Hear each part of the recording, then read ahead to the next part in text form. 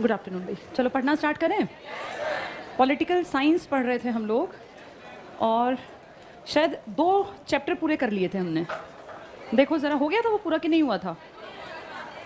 अच्छा, कुछ पोर्शन रह गया है। ठीक है, अब तक जितना हमने सीखा पहले उसको रिवाइज करते हैं, फिर आगे बढ़ेंगे। एक बुक हमारे देश को चला रही है जिसे कहते हैं कॉन्स्टिट्यूशन ऑफ इंडिया। ये बुक बहुत सारे लोगों ने मिलकर अपने दिमाग का इस्तेमाल किया, विदेशी किताबों को पढ़ा कॉन्स्टिट्यूशन के नाम पे, और तब जाके ये किताब तैयार हुई। इस किताब को बनाने में 2 साल 11 महीने 18 दिन का टाइम पीरियड लगा और अलग अलग सेशंस हुए, 11 सेशंस हुए और एक अंतिम बैठक, लास्ट जो इनकी बैठक थी। तो बहुत सारी किताबें कह देती हैं 12 सत्र, वैसे 11 सत्र और एक अंतिम बैठक थी। जिस दिन ये लास्ट बैठक थी उस दिन डेट थी 24 जनवरी 1950 और इस दिन 3 चीज़ें फाइनल की गई थी: राष्ट्रपति, राष्ट्रगीत और राष्ट्रगान। राष्ट्रपति, राष्ट्रगीत और राष्ट्रगान, ये तीनों चीज़ें आप जानते हैं। राष्ट्रपति डॉक्टर राजेंद्र प्रसाद, राष्ट्रगीत आपका वंदे मातरम और राष्ट्रगान जन गण मन।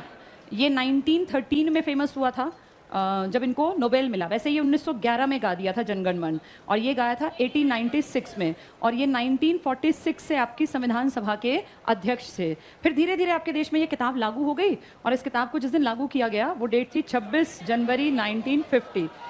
इस बुक में बहुत सारी चीज़ें लिखी हैं, जिसमें से भाग 1 आपको देश की जानकारी देता है, भाग 2 में नागरिकता है, भाग 3 में मौलिक अधिकार और भाग 4 में DPSP। इसमें है फंडामेंटल राइट्स, इसमें है सिटीजनशिप और इसमें है इंडिया, जिसमें स्टेट्स और यूटी की जानकारी है। ये मोटी मोटी सी बातें हमें पता हैं, फिर धीरे धीरे हम इन्हीं को डिटेल में पढ़ेंगे। आज हम लोग बातचीत करेंगे कि जो ये बुक है आपकी, इस बुक में कितने शेड्यूल्स हैं। आप ये जानते हैं इस बुक में बहुत सारे पैराग्राफ या आर्टिकल्स कहते हैं उनको इनकी भाषा में। तो इस बुक में कितने आर्टिकल्स हैं?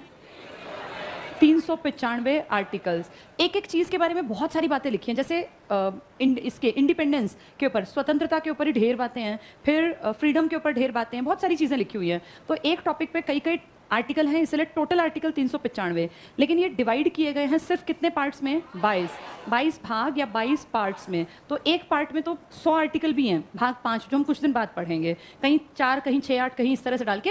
जैसे आपकी मैथ्स की यूनिट होती थी, यूनिट 7, 7.1, 7.2, 7.3, तो ये एक्सरसाइज थी, ये यूनिट। सेम ऐसे भाग 1 में आर्टिकल 1 से 4 तक हैं, फिर भाग 2 में 5 से और 11 तक हैं, भाग 3 में 12 से और 35 तक हैं। तो इस तरीके से जो दिखा दिया ना, ये यानी ये यूनिट मान लो, ये एक्सरसाइज, तो भाग कम होंगे और आर्टिकल ज़्यादा।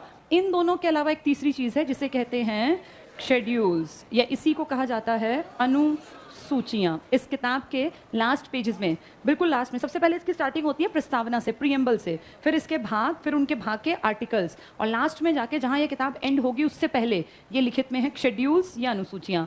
आपकी इस बुक में टोटल मिलाकर शुरू में 8 शेड्यूल्स थी। इन 8 में बहुत इंपॉर्टेंट बातें लिखी हुई थी, समय के साथ साथ एक एक बढ़ती गई, 9वीं, 10वीं, 11वीं, 12वीं। और एक दिन मैंने आपको बताया था ये चारों कब बढ़ी, किस सन में बढ़ी, इनमें लिखा क्या था। आज पुरानी पहले जानते हैं, 1 से 8 तक जो ओरिजिनल कॉन्स्टिट्यूशन की बुक में थी, इनमें क्या लिखा था। तो सबसे पहले बात करेंगे अनुसूची की, शेड्यूल की, फिर यहाँ लिखेंगे उसका टॉपिक क्या था, उसमें विषय क्या था। तो सबसे पहला शेड्यूल, फर्स्ट शेड्यूल, पहली अनुसूची, इसमें क्या था? हमेशा पहली में किसकी जानकारी होगी? देश की। आपका देश बना हुआ है 2 चीज़ों से। क्या क्या है आपके देश में?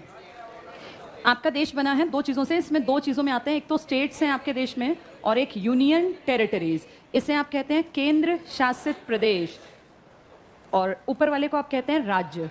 यही 2 आइडेंटिटी हैं। अब भारत में कोई ब्रिटिश भारत नहीं है, कोई देसी रियासत नहीं है। जब अंग्रेज आपका देश छोड़ के गए थे ना, तो आपके देश में 3 तरह के स्ट्रक्चर छोड़ गए थे वो। एक हमने मान लिया था ऐसे सर्कल में, और एक मान लिया था हमने ऐसे ट्रायंगल में, और इसके अलावा 4 कमिश्नरी प्रांत भी थे, ABCD, अजमेर मारवाड़, बलूचिस्तान, कुर्ग और दिल्ली कमिश्नरी प्रांत। एक ब्रिटिश भारत था जो खाली पड़ा था अंग्रेज़ों के जाने के बाद, और एक थी देसी रियासतें। 565 देसी रियासतें थी, 4 कमिश्नरी प्रांत और ब्रिटिश भारत। इसकी कोई गिनती नहीं थी क्योंकि ये डिवाइडेड नहीं था, सारा जो ब्रिटिशर्स के अंडर था वो सारा भारत था, तो ब्रिटिश सरकार के अधीन भारत कह लो। इस तरह का भारत था। इसको आप एक्सप्लेन कैसे करेंगे? आज के भारत को आप एक्सप्लेन करते हैं कि आज का भारत कितने स्टेट्स में है? 28, और कितने यूटीज़ में है? 8। ये आज का स्ट्रक्चर है, न इससे एक कम न इससे एक ज़्यादा। 29वां राज्य नहीं है, 9वां केंद्र शासित प्रदेश नहीं है, ये है प्रेजेंट का भारत। और हर एक स्टेट का, हर कैपिटल, कितना टोटल एरिया, ये सारी जानकारी किस अनुसूची में है? पहली में। तो पहली में किसकी जानकारी है? देश की, राज्य की, यूटीज की। पहली अनुसूची में देश की जानकारी। दूसरी अनुसूची सेकंड शेड्यूल में, इसमें है वेतन। जो सिटीजनशिप है ना, वो भाग हैं, हम अलग चीज़ पढ़ रहे हैं, हम शेड्यूल्स पढ़ रहे हैं। दूसरी में दिया गया है वेतन, कितनी किसकी सैलरी होगी, भत्ते और पेंशन।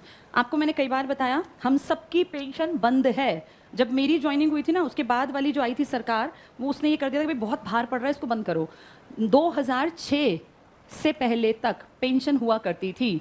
तो जब तक हमारा परमानेंट वो हुआ, क्लियर हुआ पीरियड, तब तक, जैसे मेरी बड़ी सिस्टर मुझसे थोड़ी बड़ी है, उनकी पेंशन थी और हमारे बैच की पेंशन खत्म थी। तब हमें ये अक्ल नहीं थी कि पेंशन से फ़र्क क्या पड़ना है। लेकिन अब जैसे जैसे उम्र बढ़ती है, आपको समझ में आता है कि पेंशन आपकी सैलरी जितनी इंपॉर्टेंट होती है।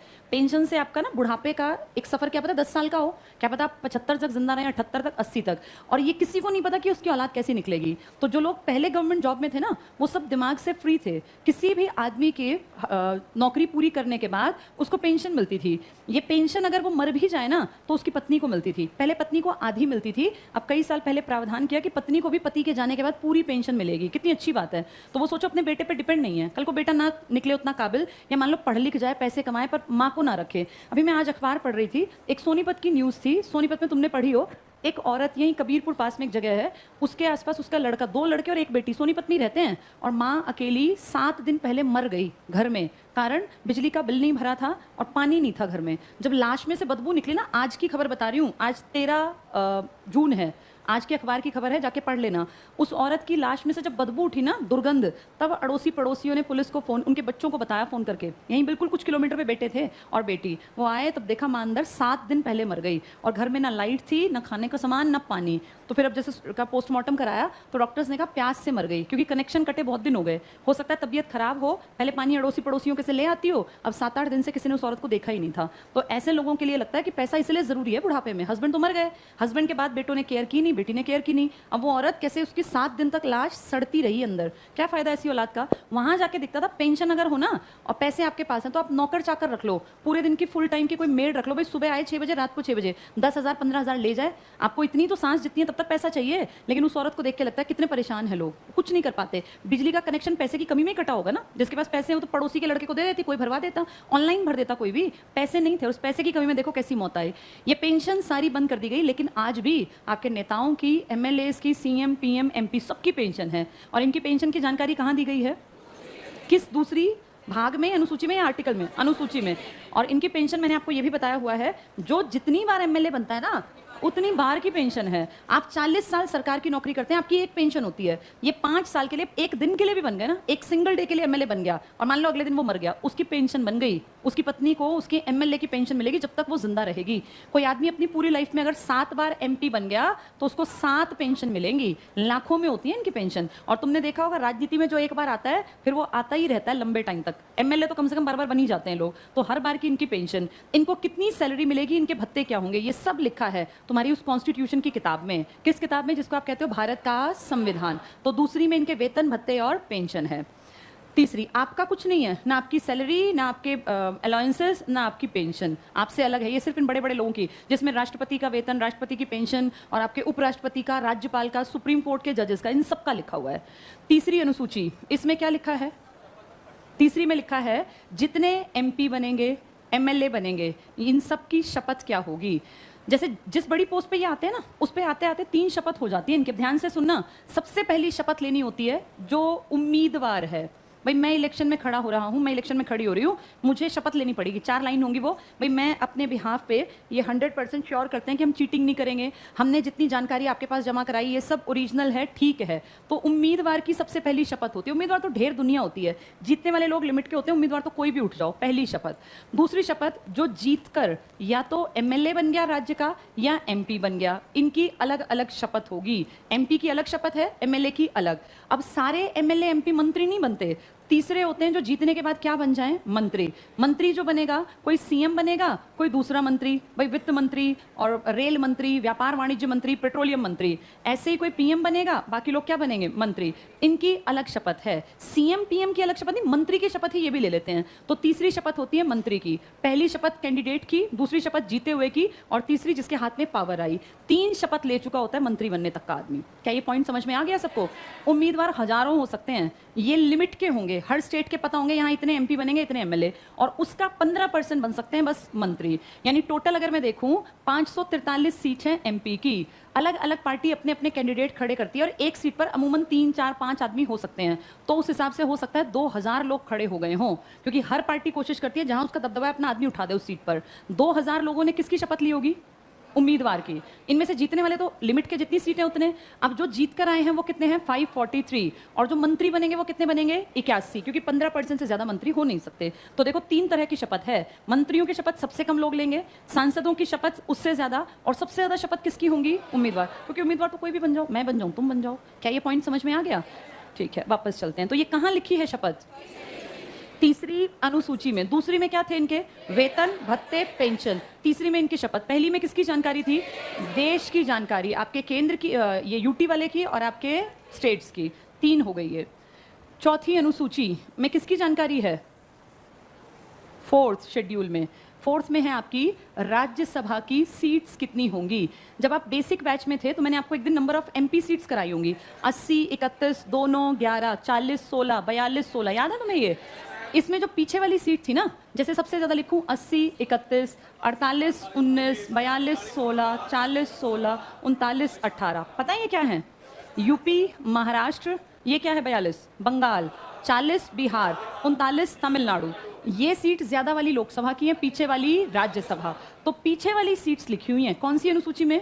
चौथी में। चौथी में। आगे वाली नहीं लिखे, बाद सोएंगे उनको पता नहीं चलेगा। ये लोकसभा की सीटें बड़े डिजिट वाली, क्योंकि ये टोटल होती हैं 543 और ये होती हैं 245, जिनमें से अगर मैं सीट कहूं तो 233 ही हैं, क्योंकि 12 तो अपनी फील्ड के एक्सपर्ट्स आते हैं जिनको राष्ट्रपति भेजता है। वो कोई फिल्मी हस्ती, कोई कलाकार, कोई स्पोर्ट्समैन या कोई बहुत फेमस पर्सनैलिटी। तो उन 12 को तो छोड़ दो, 233 बनानी है तुम्हें ऐसे करके। तो ज्यादा सीट लोकसभा की, कम सीटें राज्यसभा की। राज्यसभा की सीटें किस अनुसूची में लिखी हैं? हाँ, ये शेड्यूल है। 5वीं में लिखा है एससी एसटी के बारे में। क्या आपके देश में एससी एसटी का आरक्षण है? एससी एसटी के लिए 5वीं अनुसूची भी है और 6ठी भी है। बहुत ध्यान से सुनना। देश में एससी एसटी, एससी को आप कहते हैं अनुसूचित, क्या कहते हैं इनको? जाति। और दूसरे वालों को जनजाति। जनजाति कौन होते हैं? ये कास्ट और ये ट्राइब्स। इनमें क्या अंतर है? कास्ट कहाँ रहते हैं? नॉर्मल जितने लोग हैं ना, ये गांव है। हमारा देश तो पुराने टाइम में गांव का था, हर गांव का कल्चर था। अभी भी आप देखो, जितने लोग गांव में रहते हैं उस चीज़ को फील करें। आज भी गांव वैसे ही बसे हैं, कोई बदलाव नहीं आया। गांव के बीच का हिस्सा हमेशा जो ताकतवर कम्युनिटी होगी ना, जो जात पात ताकतवर है, जिसका डोमिनेशन चलता था पुराने टाइम में, इनके मकान और प्लॉट होंगे आज भी। और गांव के आउटस्कर्ट्स पे आपको मिलेंगे आज भी, देखना, एससी की बस्तियां। जो गांव में नीची जाति के लोग थे ना, आज भी वो गांव के बाहर की तरफ मिलेंगे। ऐसी संरचना अब नहीं बनाई, ये पुराने टाइम से थी। इसके पीछे लॉजिक जानते हो? पुराने टाइम में गांव ही गांव पे अटैक करते थे, और जब गांव पर ही अटैक होता था तो सबसे सेफ रखना होता था जिनका डोमिनेशन है, जो गांव के सबसे मुखिया आदमी। तो यहाँ से गलियां अंदर कंजस्टेड हो जाती थी, पतली पतली गलियां। अब इनमें घुस के कोई अटैक करेगा तो उसको पकड़ के पीटेंगे, मार देंगे। इसलिए बाहर वाले ज्यादातर अटैक करते थे। तो किन लोगों पे आफत आती थी? बाहर वालों पर। और बीच वाले लोगों को भागने का, छिपने का मौका मिल जाता था। इसीलिए आज तक गाँव में देखो, जो गाँव का बिल्कुल बीच का हिस्सा होगा ना, वहाँ उस गाँव में जो भी जात पात हायर मानी जाती थी पुराने टाइम में, वो रहती होगी। और आज भी आउटस्कर्ट्स पे जिनके घर मिलेंगे वो उन्हीं जैसे ही हैं, कोई अंतर नहीं। ये अंतर बना लिया गया। इन्हें क्या कहते हैं? अनुसूचित जाति। ये गांव में ही सेम ही होते हैं, बस पुराने टाइम से इनको भरने का मौका नहीं दिया, इसलिए ना ये पढ़े लिखे बन पाए, ना इनके पास जमीनें हैं और ना इनके पास साधन। इन्हीं को आप कहते हैं शेड्यूल्ड कास्ट। शेड्यूल्ड कास्ट गांव के आसपास ही मिलते हैं, सब कुछ सेम है, बस आर्थिक इनके पास बदहाली है, कमजोरी है, जिसके कारण अच्छे घर नहीं मिलेंगे, बच्चे अच्छा नहीं पढ़ पाएंगे और इसलिए पिछड़े हुए लगेंगे। लेकिन जो दूसरा नाम लिखा है अनुसूचित जनजाति का, ये आपके गाँव से कोई मतलब नहीं रखते। ये जंगलों में रहते हैं, आज भी कट ऑफ हैं जंगलों में। सबसे ज्यादा अगर देखें तो राजस्थान साइड में, एमपी साइड में, झारखंड में, उड़ीसा में, इस इलाकों में, साउथ की तरफ भी बहुत सारे हैं। ये आपने भील और गोंड और ये इस तरह के नाम सुने हैं, ये सब ट्राइब्स हैं। ट्राइब ज़्यादातर किस इलाके में मिलते हैं? जंगल। इसीलिए हरियाणा में कोई ट्राइब नहीं है, क्योंकि यहाँ जंगल इतने हैं ही नहीं, ना पंजाब में इतने जंगल हैं और ना ही हरियाणा में। इन लोगों का लाइफस्टाइल, खान पान, जिसे आप कल्चर कहते हैं, ये बिल्कुल अलग है। और इनमें अमीर गरीब नहीं होते, ये तो सारे एक जैसे होते हैं, एक जैसा रहन सहन, एक जैसा खान पान। इनको कोई शौक नहीं है आपके शहरों में आए और आपके बड़े स्कूलों में पढ़ें, सो कॉल्ड बड़े ऑफिस में नौकरी करें, या ये आपके अस्पतालों की सुविधा, इनको कुछ नहीं चाहिए। ये कहते हैं भैया हमारी ज़िंदगी बहुत अच्छी है, बस तुम हमारे जंगलों को बख्श दो। और इनका खराबा शुरू किया था अंग्रेजों ने, क्योंकि अंग्रेजों ने इनकी टेरिटरीज को ही क्या बना दिया था? National parks. जो आप आइए खुश होके 5-5 हज़ार की एक टिकट लेते ना एक आदमी की नेशनल पार्क में घूमने की, ये नेशनल पार्क बेचारे इन लोगों के घर थे, जिनको इन अंग्रेजों ने उस टाइम उजाड़ दिया। कारण क्या था? ये जिन जंगलों में रहते थे ना, उन जंगल के इलाकों से इनकी सारी नीड्स पूरी होती थी। जैसे इनको कभी शहर आके चीनी खरीदनी नहीं, इनके जंगल में ही शहद की मक्खी का छत्ता है, जिसमें से इनका मीठे का काम चल जाएगा। इनके जंगल में ही लकड़ियां हैं, इनके जंगल में ही ये जानवर मार के खा लेंगे, ये एक आधी बकरी और गाय पाल लेंगे, इनके जंगल की मिट्टी में ये पैदा कर लेंगे गेहूं जौ, जिससे इनका पेट भर जाए। ये किसी भी कारण से किसके ऊपर डिपेंड नहीं है। हाँ, ये सेल्फ सफिशिएंट थे, खुश थे। इनको तुम्हारी तरह भाग दौड़ की जिंदगी, अंधाधुंध भाग दौड़ नहीं चाहिए। ये बहुत ज़्यादा सेटिस्फाइड आदमी थे। लेकिन अंग्रेज़ों ने क्या किया? इनके जंगलों को खत्म किया। कारण अंग्रेज ऐसे जंगल उगाना चाहते थे जो उस टाइम पर कमर्शियली अंग्रेजों का फायदा करें। जंगल भी दो तरह के होते हैं, एक होते हैं नेचुरल और एक होते हैं जो अंग्रेजों को कमर्शियली फायदा पहुंचाए। अंग्रेजों ने ना टीक की लकड़ी के लिए जंगल लगवाए। अंग्रेजों का लॉजिक था, तुम कभी भी देखना नेचुरल जंगल कभी लाइन में थोड़ी ना लकड़ियां पेड़ होते हैं। ये जो लाइन में पेड़ होते हैं ना, पुरानी मूवीज में नहीं देखा लाइन में पेड़, ये सब अंग्रेजों ने बनाए हैं। आपके यहाँ जंगल की शक्ल भी अंग्रेजों ने बदली, पूरी पूरी लाइन सीधी ऐसे पेड़ों की, ये प्लान्ड तरीके से लगाए गए और पहले पुराने जंगल साफ किए गए। इन बेचारे एसटीज को यहाँ से भगा दिया गया और इनकी जगह पर कमर्शियलाइजेशन कर दिया जंगलों का। अब इन जंगलों से लकड़ियां काटेंगे और इन लकड़ियों से स्लीपर बनाएंगे। तुम जानते हो स्लीपर क्या होते हैं? क्या होते हैं? क्या होते हैं? रेल की पटरियां जैसी आज तुम देखते हो लोहा बिछा होता है, आज भी कहीं कहीं लकड़ियां बिछी होती हैं पटरियों के अंदर। जब रेलवे ट्रैक पे तुमने कभी देखा हो तो यहाँ जो बीच में ऐसे होती है ना, ये बच्चे नहीं चलते कई बार इन पे, ये हाँ, ये आज भी कई जगह किसकी बिछती हैं? लकड़ी की। ये बीच की जो फट्टियां सी लगी होती हैं ये वाली। उस टाइम पर, आज तो लोहा और ये सब आ गया, हाँ तब लोहा और ये सब सीमेंट उतनी नहीं थी, तो क्या करते थे? लकड़ियां इसमें बिछाते थे। इन्हीं को बोलते थे रेलवे के स्लीपर्स। आप सब जानते हैं दुनिया में ट्रेन चली थी बहुत पहले, और अंग्रेजों ने इंडिया में भी 1800 कब चला दी थी पहली ट्रेन? 1853 में मुंबई से थाने, महाराष्ट्र में चली थी ना। पूरे वर्ल्ड में लकड़ियों की ज़रूरत थी और इंडिया में भरे हुए खड़े थे जंगल, पूरे जंगल साफ किए और कहा ऐसी लकड़ी लगाओ जिससे पैसा कमाए, और ये लकड़ियां लगा दी गई। जंगलों की भी शेप साइज सब बदल दिया, अपनी मर्जी के जंगल बना दिए। बेचारे उन लोगों को जंगलों से भगा दिया। किन लोगों को? और फिर सरकार ने, जब अंग्रेज चले गए ना, फिर इन्होंने कहा भाई हमारा हक दो, हमें चाहिए अपनी चीज़ें। तो सरकार ने कहा आप चिंता ना करें, टोटल पॉपुलेशन का आप लोग 8% हैं, जितनी सरकारी नौकरी निकलेंगी ना आपको 8% सीटें मिल जाएंगी। 100 निकली तो 8 आपकी, 200 निकली 16 आपकी। और तब से शेड्यूल ट्राइब्स को कितना % आरक्षण दिया जा रहा है, और कास्ट को कितना दे रहे हैं? 24% सीटें आपकी स्टार्टिंग पहले दिन से रिजर्व थी। ये ओबीसी वाली बाद में जाके, मैंने शायद बताया भी हो, ये बाद में जाके हो गई थी। वापस चलते हैं, हम यहाँ पहुँचे थे। तो चौथी में राज्यसभा, 5वीं में किसकी बात की गई है? एससी और एसटी की। एसटी समझ में आ गए? कहाँ वाले लोग हैं? जंगल में। ट्राइब्स, अलग खान पान, अलग भाषा, अलग पहनावा, सब कुछ अलग। उनको हमारी जिंदगी से कोई मतलब नहीं था, अंग्रेजों ने इनकी जिंदगी तबाह कर दी। एससी कौन है? हमारे ही बीच में, हमारे जैसा खाने वाले, हमारे जैसा, बस उसको हम लोगों ने नीची और ऊंची जात में डिवाइड कर दिया। ये 5वीं अनुसूची में एससी एसटी स्थान और इनकी ट्राइब्स के लिए केयर की गई। छठी में स्पेशल 4 राज्य फोकस किए गए। ये हैं AMTM। कुछ लोग ATM2 भी याद करते हैं, जैसा आपको ठीक लगे। ATM2 ऐसे याद कर लेते हैं। AMTM 4 आपके राज्य हैं। एक का नाम है असम, एक का नाम है त्रिपुरा, और 2 M है मेघ और जोर, मेघालय और मिजोरम। मेघ और जोर, असम, त्रिपुरा, इन 4 इलाकों में स्पेशल फोकस किया गया कि SC ST की केयर की जाए। तो अनुसूचित जाति और जनजाति के इलाकों पर 4 स्पेशल स्टेट्स में फोकस किया गया। कौन सी अनुसूची में किया गया? ये छठी में। यानी 5 और 6 SC ST की हैं। ये पूरे देश के लिए 5वीं है, और छठी स्पेशल कितने स्टेट्स के लिए? 4। AMTM या ATM2, असम, त्रिपुरा, मेघ और जोर, इन 4। अरुणाचल नहीं है इसमें, ना इसमें मणिपुर है। इनमें बात की गई है स्पेशल इन इलाकों की। क्या ये 6 समझ में आ गई? पहली में बताओ क्या था? हाँ, तुम ये कह दो देश की जानकारी। कितने पार्ट्स में बटा हुआ है? 2, स्टेट्स और यूटीज। सेकंड में क्या है? वेतन, भत्ते, पेंशन। तीसरी में क्या है? हाँ, ये कह दो शपथ, अलग अलग लोगों की अलग अलग तरीके से शपथ। कितनी तरह की शपथ बताई? उम्मीदवार की, एमपी एमएलए की और मंत्री की। सबसे ज्यादा शपथ किसकी है? Second number. और सबसे कम, क्योंकि मंत्री तो गिनती के बनेंगे 15%। चौथी में क्या है? कितनी राज्यसभा की सीटों पर इलेक्शन होता है? 233। अभी कल परसों कार्तिकेय का तुमने देखा, अपने फोटो चल रहा था, राज्यसभा के चल रहे हैं ना आजकल। 233। वैसे टोटल सीट कितनी भरी जाती हैं? 45। 12 एक्सपर्ट्स जाते हैं। पांचवी में किसका जगह है? एससी एसटी पूरे देश के। और छठी में 4 राज्य, AMTM, असम, त्रिपुरा, मेघ और जोर, इनके एसटी। छठी पूरी हुई। अब करते हैं सातवीं, मोस्ट इंपॉर्टेंट, सातवीं अनुसूची। वैसे सारी इंपॉर्टेंट है, लेकिन सबसे ज्यादा क्वेश्चंस इसके ऊपर बनते हैं, सातवीं अनुसूची के ऊपर, 7th शेड्यूल। ऐसा इसमें क्या है? इसमें लिस्ट है, अनुसूची में लिस्ट है, शेड्यूल में लिस्ट है। जैसे हम घर का सामान लाते हैं, लिस्ट बनती है ना कि भाई ये सामान ले आना। हमारे देश ने लिस्ट बना रखी है इस किताब में। ध्यान से समझना इस टॉपिक को, मोस्ट इंपॉर्टेंट है ये 8वीं 9वीं 10वीं में भी दे रखा है, NCERT में, इसलिए ज्यादा इंपॉर्टेंट है। हमारे कॉन्स्टिट्यूशन में 3 लिस्ट बना दी, और जैसे घर की लिस्ट में सामान का नाम लिखते हैं, इसमें भी नाम लिख दिया गया। जो सबसे पहली लिस्ट बनाई, ये कह दिया केंद्र तुम्हें देखनी है, इसमें जो चीजें लिखी है इस पर तुम काम करोगे। सेकेंड लिस्ट कह दिया राज्य तुम्हें देखनी है, इसे कहा गया यूनियन लिस्ट, इसे कहा गया स्टेट। और तीसरी को कहा दोनों को बांट दो। तीसरी के 2 पार्ट बना दिए, सेम टॉपिक लिख दिए और कहा दोनों संभाल लेना। समवर्ती, इंग्लिश में इसी को कहते हैं कॉन्कुरेंट लिस्ट, समान रूप से जिसपे दोनों काम करें। अब जैसे तुम्हें कहा जाए आर्मी की भर्ती करनी है, तो देश करेगा, राज्य करेगा, दोनों करेंगे? अगर आर्मी की है तो देश करेगा, और पुलिस की भर्ती है तो स्टेट करेगा ना। अब जैसे हरियाणा पुलिस की जितनी हाइट है, क्या पंजाब पुलिस में भी उतनी हाइट है? पंजाब वाले अपना देखें, क्या उत्तराखंड वालों की हाइट हरियाणा वाली निकलेगी? नहीं। कोई पेपर पहले लेता है, कोई फिजिकल पहले लेता है, कोई मेडिकल फिजिकल से पहले लेता है, कोई फिजिकल के बाद।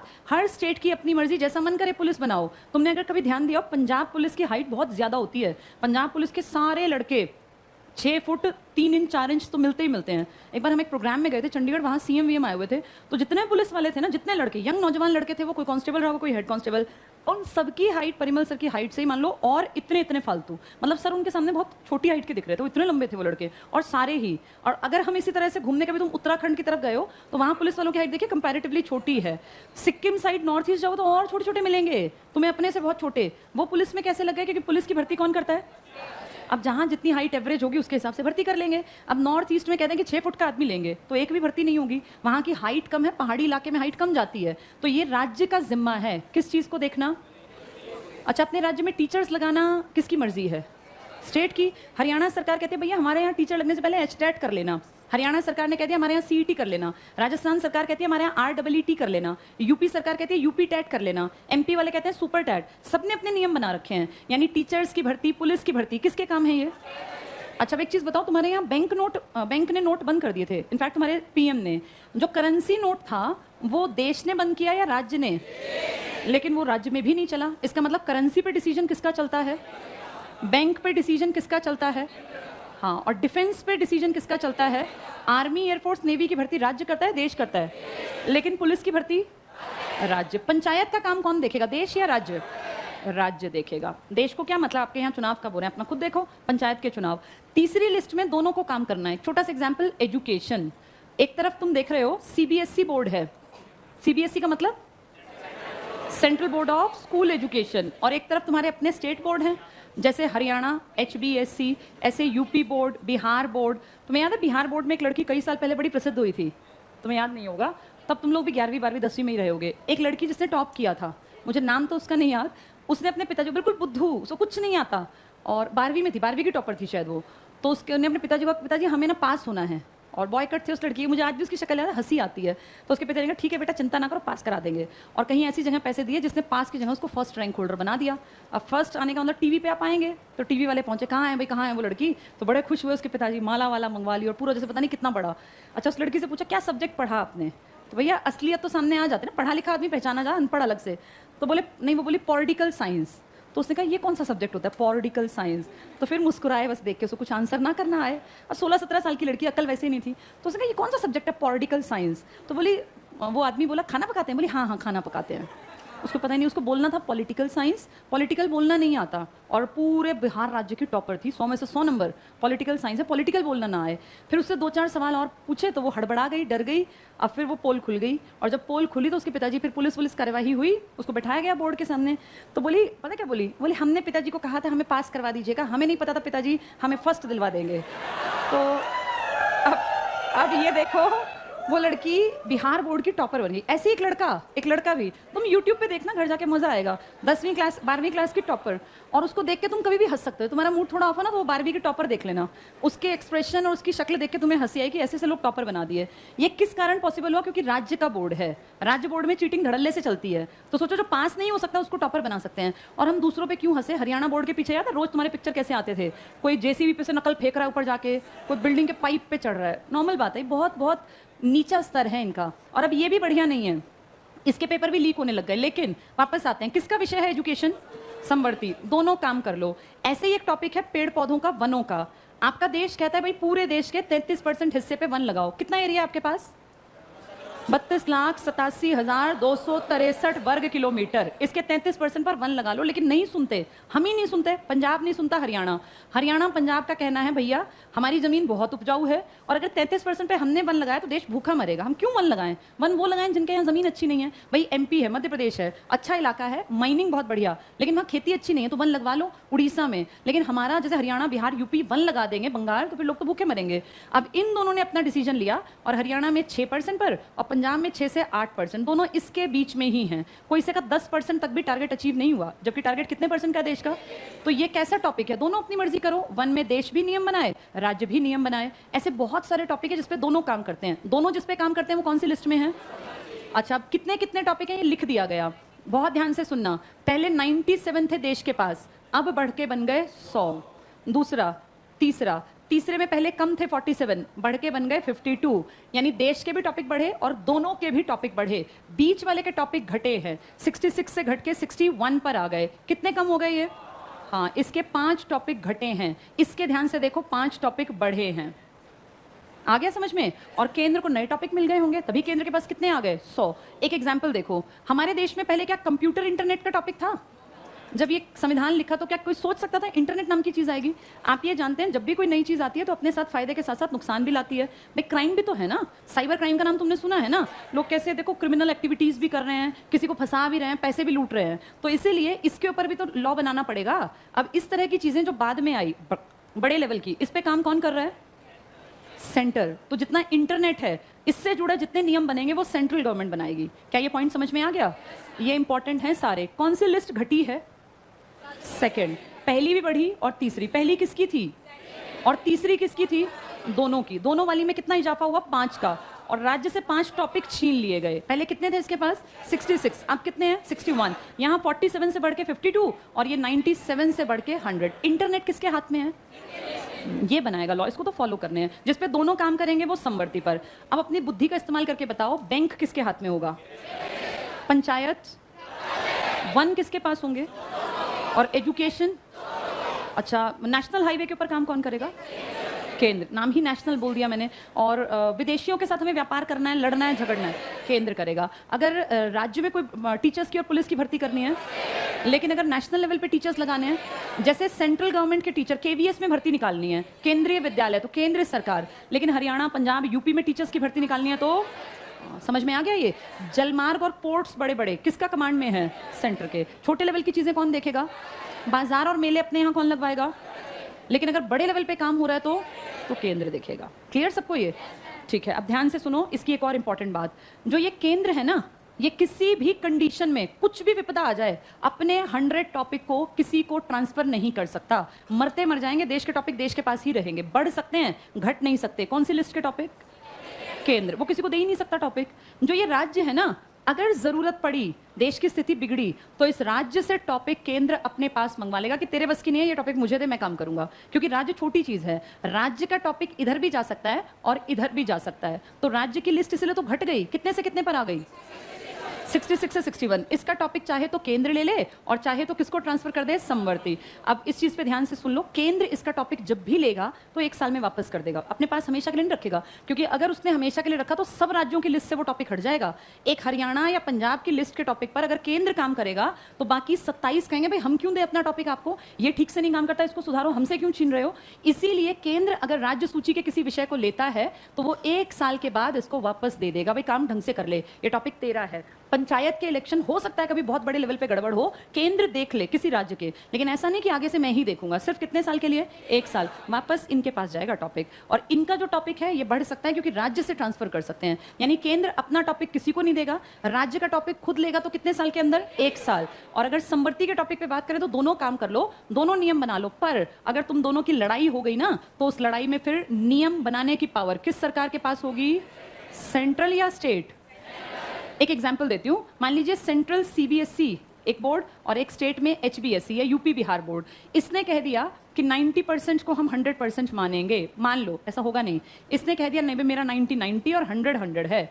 अब दिल्ली में अब तो खैर पेपर कर दिया, फिर भी मान लो कहीं नौकरी के पेपर में परसेंटेज गिनी जाने लग गई, तो एचबीएसई के बच्चे के 90% और सीबीएसई के 90% अलग अलग कंसीडर करें या सेम कंसीडर करें, अब इसकी बात चलेगी। अगर आपके यहाँ नौकरी है तो आपकी बात चलेगी, अगर आप सेंट्रल स्कूल में गए हैं जहाँ सेंट्रल गवर्नमेंट की बात चलती है वहाँ सीबीएसई की, सीधी बात यह है कि अगर दो में किसी बात पे क्लैश हुआ ना तो देश वाली सरकार की चलेगी, आपकी कोई कीमत नहीं है। पर इसमें कहने को आप बराबर हैं लेकिन चलती असलियत में किसकी है, इसलिए या तो शांति से चुपचाप उसकी बात मान लेना, अगर उससे एंटी चलो तो फिर तुम्हारे ऊपर केस करेंगे। मैं एक एग्जांपल देती हूँ, हरियाणा सरकार ने बहुत आगे बढ़ के अपनी किताब कह दिया हम खुद निकालेंगे, पता है तुम लोगों को, नहीं पता, हरियाणा सरकार कह रही है कि अपनी किताबें हम खुद बनाएंगे और हम लोग 1857 की क्रांति को अपने हिसाब से लिखेंगे। लिख लो क्या लिख दिया कि हरियाणा, ये जो क्रांति हुई 57 की देश में, ये स्टार्ट हुई अंबाला से। आज तक एनसीईआरटी क्या पढ़ाती आई, इस क्रांति की शुरुआत कहाँ से हुई थी, मेरठ से, भाई जो प्रॉपर क्रांति चली मेरठ। अब ये क्वेश्चन अटकेगा, ये आपका देश मानता है और ये आपका एक राज्य मान रहा है, जब इस क्वेश्चन पर डिस्प्यूट होगा ना कभी तो किसकी बात चलेगी, तब सेंटर की। तो आपकी किताब को ये बात हटानी पड़ेगी अपने आप, नहीं तो कोई कोर्ट में ले जाएगा सरकार को कि जी ऐसे कैसे चल रहा है। तो इसलिए समझदारी इसमें है कि किसके पीछे पीछे चलना चाहिए, क्योंकि आपकी वो पावर यहाँ जाके जब आप लड़ोगे ना तो आपकी पावर सेंटर के हाथ में ही आएगी, ये पहले से हमें पता है। इसलिए ये समझदारी सरकार की होनी चाहिए कि मैं सेंटर से ज़्यादा आगे ना भागूं, मुझे सेंटर के पीछे पीछे चलना है। अब तक क्या हो रहा था, अब तक आपकी सीबीएसई की किताबें छापती थी एनसीईआरटी, बिल्कुल ठीक कर रही थी। ये एक बोर्ड होता है एससीईआरटी, ये national council of educational research and training, एक स्टेट काउंसिल। पता है कितना समझदार था, हर स्टेट के पास है, ये 28 के पास, ये सब कॉपी करते हैं किसकी, क्योंकि एनसीईआरटी बेस्ट है, परफेक्ट है, उससे बाहर कुछ आएगा नहीं। लेकिन अब आपका हरियाणा का खासकर, बाकी बोर्ड तो ठीक चल रहे हैं, एससीईआरटी को कह रहे हैं थोड़ा चेंज करेंगे और इसमें हरियाणा के अनुसार लिखेंगे। लिख लो, लेकिन अगर तुमने फैक्ट्स इसके नहीं ऐड किए, अपने ऐड किए ना, तो कोई भी पढ़ा लिखा आदमी केस कर देगा और फिर आपकी वो चीज़ें बीच में अटकेंगी। तो इसलिए समझदारी है किसको फॉलो करना चाहिए, हाँ एजुकेशन दोनों का है, लेकिन लड़ाई हुई तो किसकी चलेगी, फिर सेंटर की। तीनों पॉइंट क्लियर हो गए। तो 3 लिस्ट हैं, किस किस को दे रखी हैं, केंद्र को, राज्य को, दोनों को। केंद्र वाले पर केंद्र काम करे, राज्य वाले पर राज्य, और दोनों पर दोनों काम करो, पर क्लैश हो गया तो किसकी चलेगी, फिर सेंट्रल की। जब ये सब बन रहा था तो हमारे नेहरू, अंबेडकर, गांधी सब जानते थे कि इंडिया आगे बढ़ेगा और सब देश आगे बढ़ते हैं, कुछ ना कुछ नए टॉपिक्स आएंगे जब वो लोग चले जाएंगे। तो उन्होंने एक सेक्शन खाली छोड़ा और उसमें लिख दिया रेजिड्यूअल पावर्स, इसको हिंदी में लिख दिया अवशिष्ट शक्तियां। अवशेष का मतलब क्या होता है, बचे हुए। तो ये कहा भाई हमने 3 लिस्ट बना ली, लेकिन फिर भी हमसे कुछ छूट गया हो, आने वाले 20 साल, 30 साल, 50 साल बाद क्या पता क्या नई चीज़ आ जाए, तो जो बची कुछ चीज़ें जो हम नहीं पहचान पाए वो इस लिस्ट में लिख देना। तो ये एक ब्लैंक लिस्ट, ब्लैंक एरिया मान लो, जिसको नाम दिया गया रेजिड्यूअल पावर्स, यानी अवशिष्ट शक्तियाँ। इन पे पता है काम कौन कर सकता है, केंद्र। तो अगर ध्यान से देखो तो केंद्र ही केंद्र है आपके देश में। केंद्र सूची केंद्र की, समवर्ती सूची पे पावर किसकी, केंद्र की, अवशिष्ट में पावर किसकी, राज्य सिर्फ कहाँ है, राज्य सूची। क्या राज्य सूची पर भी केंद्र काम कर सकता है, जिस राज्य में आपातकाल लगेगा उसकी लिस्ट पर काम कौन करेगा, केंद्र। लेकिन करेगा कितने साल, 1 साल। तो देखा जाए तो सबसे पावरफुल स्टेट है, दोनों है या केंद्र है, केंद्र का 100% इस पे चलता है अपनी मर्जी, अवशिष्ट पे मर्जी। इस पे अगर लड़ पड़े तो भी केंद्र की ही मर्जी चलेगी 100%। तो ज्यादा पावरफुल कौन है, केंद्र सरकार। 7वीं समझ में आ गई है। अब लास्ट पढ़ते हैं आज की, जिसका नाम है कौन सी अनुसूची, 8वीं, क्योंकि अगली तो मैंने तुम्हें बता रखी है, ये बिल्कुल अच्छी तरह तुम्हें आती है। इसमें क्या दी हुई है, मानक भाषाएं। जब तुम बेसिक बैच में थे ये टॉपिक कराया था। इंडिया में कितनी मानक भाषाएं हैं? आज 22 हैं। स्टार्टिंग में कितनी थी? हाँ, तो कैसे बढ़ती गई? 1 + 3 + 4। ये एक साथ आई या अलग अलग? अलग अलग। ये तो 1950 से थी, जब किताब लिखी गई तब से थी। ये कब आई? 1967, 1992, 2003। इसका मैंने आपको बेसिक बैच में ट्रिक बताया होगा, 6 7 1 2 2 3, ताकि आप गलती ना करो। ये जो एक भाषा आई इसका नाम क्या था? सिंधी। सिंध प्रांत पाकिस्तान का। ये 3 भाषाएं थी, अणा, कोंकणी, मणिपुरी और विदेशी भाषा कौन सी? नेपाली। और ये 4 थी, बोडो, डोगरी, मैथिली और संथाली। याद है तुम लोगों को? ये यही तो लिखी हुई है। कौन सी अनुसूची में? 8वीं में। 14 भाषाओं का एक ट्रिक बताया होगा, ABGHKKMMOPSTTU। ए मतलब असमिया, बी मतलब, GH मतलब गुजराती, हिंदी, कश्मीरी, कन्नड़, मराठी, मलयालम, ओडिया, पंजाबी, संस्कृत, तमिल, तेलुगु, उर्दू। बेसिक बैच में कराया था ना ये सब लिखा है। कौन सी अनुसूची में? 8वीं। तो तुम्हें 8 की 8 समझ में आ गई। बताओ पहली में क्या है? देश की जानकारी। दूसरी में क्या है? देखो इसको तुम ना भूलो, एग्जाम में क्या ट्रिक है इसका। 2 नंबर से पैसा कमाते हैं। 2 नंबर से बहुत लोग क्या कमाते हैं? पैसा। और पैसा आते ही तुम्हें याद आया कि 2 नंबर का पैसा होगा। वैसे भी ये तो सारे ही खाते हैं एक्स्ट्रा। आजकल देखा था आज था अखबार में, राहुल गांधी पर ईडी के छापे। अब राहुल गांधी, बीजेपी की सरकार है तो उनको फंसा रहे हैं, और जब उनकी सरकार आएगी तो वो इनको फंसाएंगे। यही तो करते हैं ये। इन सब की इतनी संपत्ति कहाँ से बन जाती है? ये आके अगर 1 महीने भी देश संभाल लें तो इनके पास इतनी संपत्ति हो जाती है कि इनकी पुश्तें बैठ के खाएं। आज के अखबार में था टैबलेट योजना, जो ये टैबलेट बांटे जा रहे हैं ना, ये अभी कहीं आसपास के गांव में बच्चों को दिया। और कल के अखबार में था कि बच्चों ने टैबलेट का मिसयूज करना स्टार्ट कर दिया। उसमें सोशल साइट्स जो है एक्टिव हो गए, लगातार यूजर बढ़ते जा रहे हैं। अब सरकार ने ये गांव के बच्चों के हाथ में टैबलेट फ्री में दे दिया, जिसमें इंस्टाग्राम भी चलेगा, व्हाट्सएप भी चलेगा, फेसबुक भी चलेगा। अब एक चीज सोच के बताओ, अब इन 2 सालों में क्या पेट नहीं भरा था इस तरह की शिक्षा से, फालतू की से? असली पढ़ाई ऐसे होगी टैबलेट पे, या क्लास में जाना पड़ेगा? जो क्लास में पढ़ाई होती है ना, वो कभी भी फोन पे, टैबलेट पे नहीं हो सकती। देखो पढ़ लेते हैं, एक जरूरत थी भाई, 2 साल खाली बैठने से अच्छा कुछ तो पढ़े। लेकिन अब जब सारी दुनिया खुल गई, 2022 के जून में आपकी सरकार जागी है और कह रही है टैबलेट वितरण योजना चलाते हैं, हर बच्चे तक टैबलेट पहुंचाते हैं। क्या तुम्हें नहीं लग रहा ये जानबूझ के बच्चों को बेवकूफ बनाने का काम है? ये जो बच्चे गरीब थे ना, जिनके हाथ में नहीं थे मोबाइल, क्योंकि कोई मजदूरों का, किसानों का बेटा, अब इनके हाथ में सरकार ने ये टैबलेट दे दिया। यानी जो पहले ग्राहक नहीं थे ना बड़ी बड़ी कंपनियों के, so called company Ambani Adani, अब ये सब भी उनके ग्राहक बन गए। और आप इस चीज का अगर सोच सको, समझ सको तो सोचो 2030 तक इन बच्चों का प्रभाव कैसा रहेगा। ये पढ़ाई से पूरी तरह कट जाएंगे। और इसमें कितना पैसा हमारा गया, हमारा इन द सेंस भारतीयों का। ये टैबलेट किसी ने अपने घर से नहीं बांटे, ये टैबलेट कौन से पैसे से बटे हैं? टैक्स।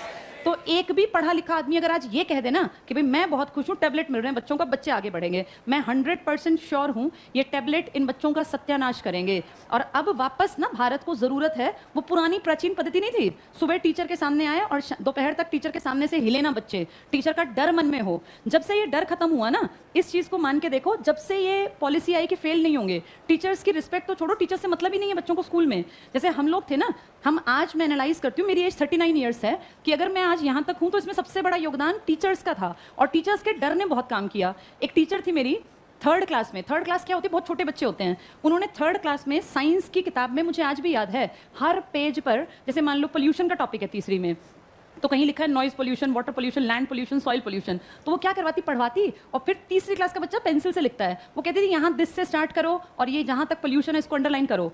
ऐसे ऐसे डेफिनेशंस अंडरलाइन कराती। 3rd क्लास में अकल नहीं होती, किताब में लिखा क्या समझ नहीं आता। मान लीजिए यहाँ इज कॉल्ड लैंड पोल्यूशन, ऐसे लिखा है, फिर कहीं अगली डेफिनेशन में इज कॉल्ड सॉइल पोल्यूशन, फिर कहती है याद करके आने हैं। तो हमें लगता क्या फर्क पड़ता है याद ना करे एक बार। तो अगले दिन जब याद नहीं करके गए तो उन्होंने स्ट्रिक्ट होके हर एक बच्चे के जो जो याद, लगभग सारी क्लास कर दी, 420 लिख दिया माथे पर पेन से। और पता है क्या कहा, सचदेवा मैम नाम था उनका, बड़ी स्ट्रिक्ट थी वो लेडी, और बोली अगर मुझे कल ये 420 नहीं मिला तो देखना तुम्हारी कैसे डंडों से पिटाई होगी। तीसरी क्लास का बच्चा वैसे ही डरपोक होता है। अब सोचो 420 लिखा लिखा घर गया, फिर सब हंसे कि हो 420। अब उसे ये डर अगर ये मिट गया तो कल मैं पिटूंगा। तो उस डर से वो पूरे दिन रात ये सोचता रहा कि अगली बार ये कैसे ना लिखा जाए। तो वो क्या करेगा अगली बार? वो कैसे ही जिए मरे वो याद करके जाएगा, वो गलत सलत सुनाएगा पर वो ज़रूर याद करेगा, और कुछ भी नहीं ना तो वो कोशिश ज़रूर करेगा, वो कॉपी को बंद करके नहीं छोड़ सकता किताब को। यहाँ से हम लोगों ने, मैंने पढ़ना सीखा, और मुझ जैसे कितने मेरे साथ के स्टूडेंट्स, केंद्रीय विद्यालय में थी मैम, क्या ग्रेट लेडी थी, उन्होंने उस टाइम तो हमें बुरी लगती, एक बार मेरे भी लिखा गया जब मुझे भी अकल नहीं थी कि याद करके जाने हैं। तीसरी क्लास के बच्चे को बेइज्जती से उतना फर्क नहीं पड़ता, लेकिन उसको ये पता चलता है कि मतलब कहीं कुछ गलत हुआ, ऐसा नहीं होना चाहिए था। 8 साल की उम्र में क्या अकल। लेकिन उन मैम के कारण अब मैं तुम्हें जो नहीं कहती कि ये पहले समझो टॉपिक को फिर किताब में अंडरलाइन करो, इस चीज़ का बहुत महत्व है, ये बड़े होकर अकल आती है। जिस बच्चे को बचपन से किताब पढ़नी आ गई ना, उसको ट्यूशन्स की भी ज़रूरत नहीं है। मैथ्स की, साइंस की, सोशल की कभी किसी ने सिखाई ही नहीं किताब पढ़नी, और ये हमारे एजुकेशन सिस्टम का ड्रॉबैक है कि हमें किताबें पढ़नी नहीं आती। और अब रहे सही का सत्यानाश ये टैबलेट कर देगा, ये किताब को बिल्कुल भुलवा देगा। गाँव का वो बच्चा जिसके हाथ में फ़ोन नहीं था, सरकार हमारा पैसा खर्च करके और उसको बिगाड़ने का साधन टैबलेट दे रही है। अब ये 100% बच्चे जो थोड़ा बहुत पढ़ते थे ना, कुछ पढ़ते थे, ये भी हट गए, ये भी हट के, और तभी तो जाके आगे अंधभक्ति करेंगे ना, ये तभी तो ये कभी किसी बात पे, कभी धर्म के नाम पे कभी कैसे लड़ेंगे। तो इस चीज़ को तुम्हें समझना पड़ेगा, ये पढ़ाई का साधन नहीं है। हमें पुरानी पढ़ाई चाहिए जिसमें डर था, और डर था तो रिजल्ट था। हमारे टाइम में फेल होने का भय था, खौफ था। आज बच्चों को पता है मैं कुछ भी नहीं लिखूंगा ना तब भी टीचर मुझे पास करेगी। टीचर्स की औकात ही नहीं है फेल कर दें, क्योंकि आपके राइट टू एजुकेशन के तहत किसी को फेल ही नहीं करना। पहली से 8वीं तक सब पास करने हैं, चाहे 8वीं में बच्चे को शेर लिखना ना आता हो, तुम कहो लेकिन इसमें शेर चीता नहीं लिखना आता, लेकिन तुम चाह के भी फेल नहीं कर सकते। एनडीपी, नो डिटेंशन पॉलिसी, कोई रोकना नहीं है। और अगर नहीं आता पढ़ना तो तुम्हारी गलती, क्यों नहीं आता, वो तुम्हें कहेंगे ब्लेम, ये सर ये आया नहीं साल भर, हमें क्या मतलब है, तुम्हारी गलती है। हर चीज़ में टीचर की गलती निकाल दी। ये वही टीचर हैं जो कोई बच्चों को मार पीट के सीधा रखते थे और उनको काबिल बनाते थे। जितने टीचर्स अच्छे थे ना, अब समझ में आता है, वो सब वो थे जो बच्चे की कॉपियां चेक करते थे। और घटिया टीचर कौन थे, जो बच्चे को लगता है सबसे अच्छा टीचर है, आया और आराम से लेट गया कि अपने आप कर लो जो करना है, बस शोर मत करना। ये महा घटिया टीचर, इन्होंने कुछ पढ़ाया ही नहीं। टीचर अच्छा वो था, निकालो कॉपियां, चेक करवा के इधर ले आओ चारों, और मुक्के और पीटना और थप्पड़ अच्छी बात है, एक दिन पिट गए तो अगली बार क्या करेंगे, करके लाएंगे ना। वो डर बहुत जरूरी था, खत्म कर दिया नालायकों ने, और बिगाड़ रहे हैं। चलो, अपना तो वेतन कैसे कमा रहे हैं ये 2 नंबर से। तीसरी में देखो 3 शब्द हैं, शपथ में भी कितने शब्द हैं, 3। तो तीसरी में क्या दी गई है, शपथ। 4 लोग जहां बैठते हैं वहां सभा बन जाती है, 4 लोगों की सभा, तो क्या लिखा है इसमें, राज्यसभा, लोकसभा की नहीं है। 5 की बनावट ही देखो एस जैसी है, एस, तो 5वीं में क्या है, SC ST। 6ठी में इसको और बढ़िया कर दिया, कितने लोगों के लिए, 4 स्टेट्स, ATM2 या AMTM, असम, मेघालय, त्रिपुरा, मिजोरम, मेघ और जोर के लिए, मणि के लिए नहीं है ये। इसके बाद 7वीं में क्या दिया गया है, शक्तियों का बंटवारा, इसे कहते हैं डिवीजन ऑफ पावर, यानी शक्तियों का बंटवारा। कितनी लिस्ट बना दी, लेवल कितने हैं, लेवल 2 हैं। तीसरा तो मिक्सचर है ना, देखो लेवल कितने हैं, 2, केंद्र और स्टेट या राज्य। तीसरी लिस्ट कॉमन है जिसका नाम क्या है, समवर्ती। अगर लड़ाई हो गई तो राज्य सूची पे काम कौन करेगी, राज्य सरकार। केंद्र सूची पे काम करेगी केंद्र। जो बची कुची शक्तियां कहाँ लिख दी, अवशिष्ट। अवशिष्ट की पावर भी किसको दे दी, केंद्र। तो 7वीं में शक्तियों का बंटवारा है, 7 में बंटवारा। 8 में क्या थी, मानक भाषाएं, क्या थी 8 में, मानक भाषाएं। अब तुम्हें ये सारी पता है, बताओ पहली में क्या है, देश की जानकारी। दूसरी में 2 नंबर का पैसा। 3 में शपथ। 4 लोग बैठे तो 5 की बनावट SC ST। 6 क्या, इसी से जुड़ा AMTM। 7 में क्या है, शक्तियों का बंटवारा। कितनी लिस्ट बना रखी है, लेकिन स्तर कितने हैं, 2, लिस्ट 3 है। एक बची कुची किसमें डाल दी, अवशिष्ट में। 8वीं में क्या दे रखी है, मानक भाषाएं। कितनी है आज, कैसे कैसे बढ़ी है, 14 + 1 + 3 + 4। कौन से ईयर, 1967, 1992, 2003। 8 बातें समझ में आ गई, किताब लाए हो, ठीक है। इस किताब में इसको जल्दी से 5 मिनट में कर लो, फिर कल आगे बढ़ेंगे, क्योंकि तुम्हारा सिलेबस थोड़ा स्लो चल रहा है। टाइम हो गया, फिर कल कराऊँ ये, कितनी जल्दी तुम यस मैम बोलते ना, ये नहीं कि हाँ आज इसको निपटा लें, चलो कल पढ़ा दूंगी इसको।